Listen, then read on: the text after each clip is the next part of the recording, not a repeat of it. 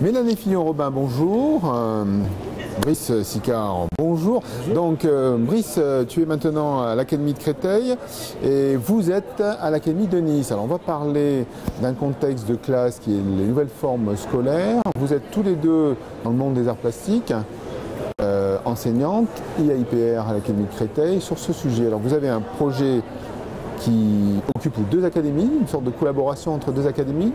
Qui m'explique un petit peu ce... Alors, je vais présenter le travail mené, donc un travail collaboratif, une co-construction dans le cadre des travaux académiques mutualisés autour de la forme scolaire et donc comment repenser l'espace classe, l'organisation, l'ergonomie, l'agencement pour favoriser les apprentissages, l'autonomie des élèves et donc le climat scolaire. D'accord. Donc nous développons un travail qui est piloté autour d'équipes d'enseignants. Une équipe de 6 enseignants sur l'Académie de Créteil. Combien sur l'Académie? 12 enseignants. D'accord. Et donc qui réfléchissent, qui se voient régulièrement pour faire des propositions, des séquences pédagogiques pour essaimer ces pratiques, cette réflexion autour des espaces. Donc ça se passe comment? On va laisser un petit peu la parole à Mélanie. Il y a des réunions, il y a des tests en classe. Comment ça se passe tout ça? Alors on se réunit autour d'un groupe de travail numérique où on organise des axes et des pistes de réflexion pendant une journée. Ça se dégage des grands principes et qui nous permettent ensuite de scénariser nos dispositifs pédagogiques. Alors, scénariser un dispositif pédagogique, on reste dans la théorie ou on va directement dans la classe? Si je ne pas. Donc, on va directement dans la classe, on est tout près des enseignants. Notamment le protocole qui a été mis en place et pensé par l'équipe, et c'est vraiment important cette question de l'équipe d'enseignants qui réfléchissent ensemble, ça a été de mener une enquête auprès des 700 professeurs d'art plastique de l'Académie de Créteil, d'essayer de faire l'état des lieux de l'existant. À quoi ressemble aujourd'hui une salle d'art plastique sur une académie très vaste, très dense, avec des pratiques diversifiées et un territoire très contrasté. Le temps 2, ça sera le temps de l'analyse en équipe, des réponses. Donc, on a discuté lors de ce colloque architecte, on a découvert le site Archiclass, qui sera un outil très utile pour justement analyser les réponses et constater finalement qu'un modèle parfois en remplace un autre de manière plaquée. Et donc, la disposition de la salle de classe, si elle n'est pas articulée avec un dispositif pédagogique, ça ne marche pas. Donc cette enquête permet de voir ce qui existe et en co-construction, en collaboration au sein d'une même académie et en interacadémique à l'échelle nationale, d'envisager l'essaimage et une réflexion plus large pour donc repenser ces espaces. Alors, il y a des propositions dont Mélanie peut parler. Alors Mélanie, avant qu'on développe, vous faites des photos, vous faites des films dans des classes pour pouvoir ensuite les analyser. Comment ça se passe? Il y a la dynamique et que c'est statique? Alors il y a une mixité des pratiques. On prend des photos en situation, donc comment nos élèves évoluent dans les différents dispositifs imaginés par les enseignants. Ça c'est la première chose. On a aussi des vidéos. Sur ces vidéos, on va les lier aux sciences cognitives avec un travail mené via les psychologues scolaires qui viennent observer comment les élèves évoluent dans ces nouveaux espaces et comment les élèves s'approprient ces nouveaux espaces. Donc, ces espaces vont libérer la parole, faciliter les échanges et développer l'autonomie des élèves.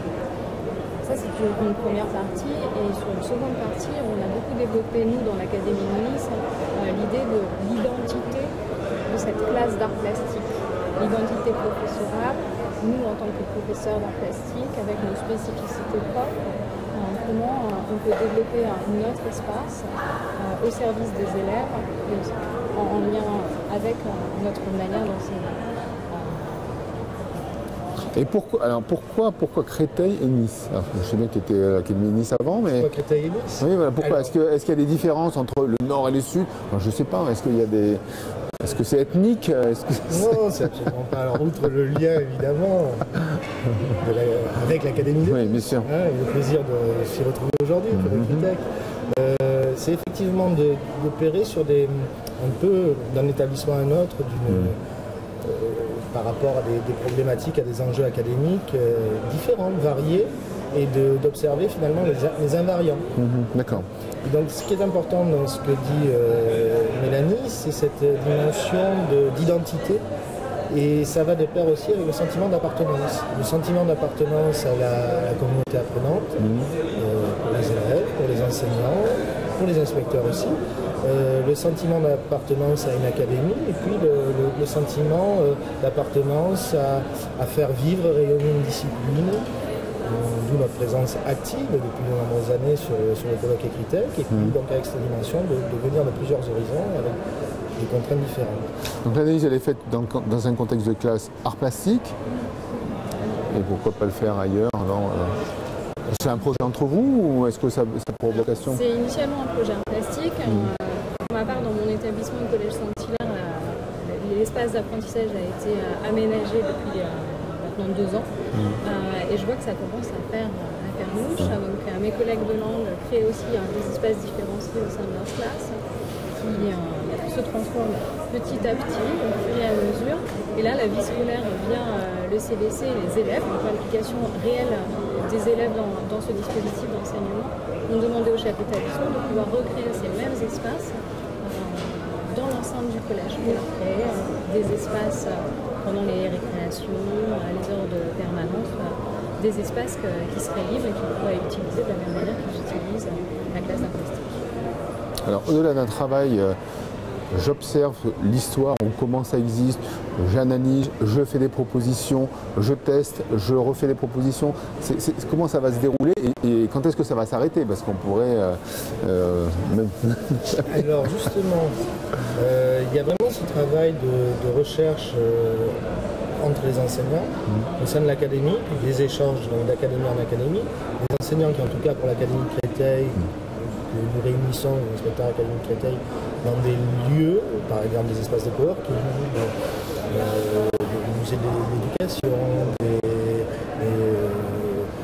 on va visiter des expositions ensemble qui ont trait au numérique, à l'art numérique. On a pu se revoir et vous avez pu les interviewer, les professeurs d'art plastique de l'Académie de Créteil, lors de l'Éducatech Educatis. Donc il y a cette synergie qui se met en place, et puis comment ça se passe ensuite? C'est le deuxième temps effectivement de l'analyse, de la concertation pour dégager les grands axes, et tout ça s'inscrit en fait dans le cadre des travaux académiques mutualisés. Les trames. Les trames. Et effectivement, pour compléter ce que disait Mélanie, c'est que pourquoi en art plastique? Parce qu'en art plastique, l'architecture, c'est quelque chose d'immanquable. Et que le vrai enjeu, c'est de réfléchir à l'échelle du corps, dans l'espace de la classe, et au-delà de l'espace de la classe, l'architecture scolaire comme objet d'étude, comme outil et comme enjeu. Voilà. Donc, on peut expliquer pourquoi la présence si forte des arts plastiques autour de ces questions de l'espace scolaire, puisque ça fait partie, au-delà de la représentation, et les professeurs d'art plastique utilisent leur savoir-faire, leurs compétences pour, par l'image ou par le croquis, la photographie, la vidéo, le film d'animation, rendre compte de ces espaces. Donc, les compétences des professeurs d'art plastique sont mises en œuvre pour analyser.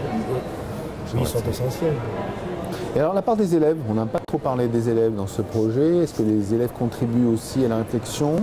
C'est en dehors d'être des cobayes entre guillemets, enfin voilà, parce qu'ils sont au milieu de la classe, j'imagine. Alors, nous on les observe, une partie du projet qui se développe autour de l'observation de nos enseignants face aux élèves, comment ils réagissent dans ces dispositifs. Il y a une seconde phase de réflexion, un second groupe de travail, une partie du groupe de travail plus exactement, qui va s'intéresser à cet espace classe en faisant créer les élèves.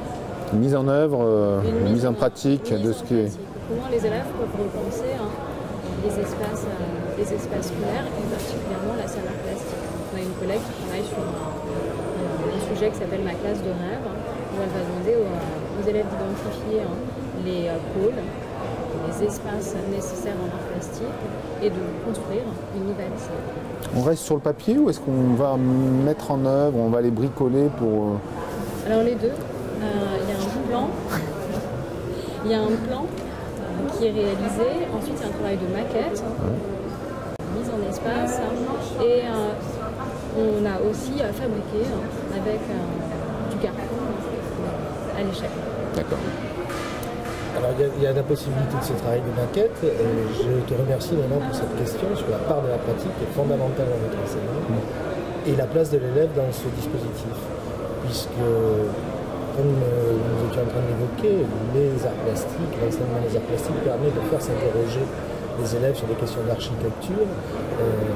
Effectivement, les élèves expérimentent, choisissent, ont leur part de décision, et c'est justement ça qui est questionné, et une mise en perspective, une mise en abîme pour, et dans la manière de travailler, à l'instar de nombreux artistes, et pour ceux qui veulent produire, et si la part de choix de l'élève est fondamentale,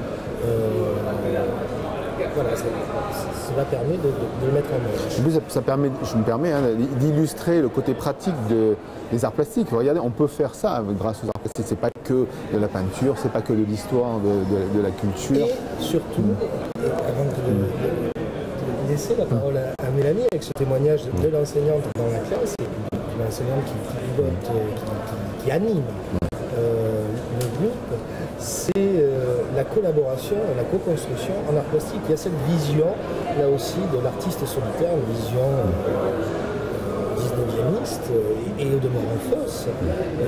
Et ce qui est très important pour nous, alors aussi bien dans le travail des corps d'inspection, dans le travail en intercatégoriel, et surtout le travail de nos élèves, c'est de voir qu'on peut acquérir des compétences et développer des compétences collaboratives à travers l'enseignement des arts plastiques. Mélanie, c'est bon? Oui. Parce que là, vous êtes battue pour avoir le micro. On va lui laisser le dernier mot alors. Le mot de la fin. Nos recherches en art plastique sur la classe lab et l'agencement des espaces d'apprentissage viennent de l'idée que la classe est sa propre identité, comme un laboratoire, comme une classe atelier aussi, qui est proche de nous en tant que plasticien, et que chaque professeur doit se l'approprier pour le rendre disponible aux élèves. Bien, mais c'était le mot de la fin. Merci Mélanie, merci Brice. Merci beaucoup. Merci.